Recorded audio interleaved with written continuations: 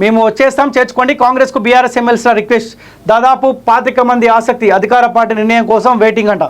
ఇప్పటికే బీఆర్ఎస్ పార్టీకి చెందిన ఎమ్మెల్యేలు ఒక్కొక్కరుగా కాంగ్రెస్ గూటికి చేరుతున్నారు. ఇదే టైంలో సుమారు 25 మంది గులాబ్ పార్టీ ఎమ్మెల్సీలు అస్తంపాడులో చేరేందుకు సిద్ధమైనట్టు ప్రచారం జరుగుతుంది. లోక్సభ ఎన్నికలపై జాయినింగ్స్ పూర్తి చేయాలని వారి నుంచి అధికార పార్టీకి రిక్వెస్టులు వస్తున్న సమాచారం. తమకు సన్నిహితంగా ఉండే మంత్రులు ఎమ్మెల్యే వద్దకు వెళ్లి చేరికల ప్రతిపాదనను పదే ప్రస్తావిస్తున్నట్టు తెలుస్తుంది.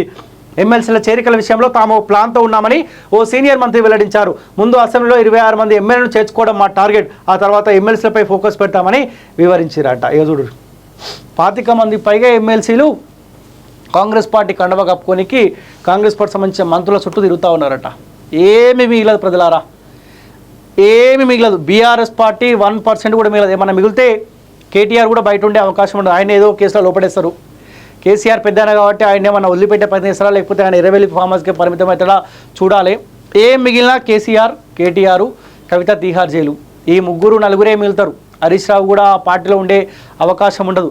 సంతోష్ రావు అంటే ఆ కేసీఆర్ దగ్గర గోళీలు ఈ టానిక్ అందియాలి కాబట్టి ఏమున్నా కేసీఆర్ దగ్గర మంచిగా చూసుకునే అవకాశం ఉంటుంది. కానీ మిగతా బీఆర్ఎస్ పార్టీ సంబంధించిన నాయకులు 10 సంవత్సరాల కాలం పాటు అయితే కేసీఆర్ దగ్గర ఉండి ఆర్థికంగా లబ్ధి పొంది రాజకీయ లబ్ధి పొందిన నాయకులు కూడా కేసీఆర్ ముఖం చూసి కూడా అక్కడ ఉండే అవకాశం ఉండదు.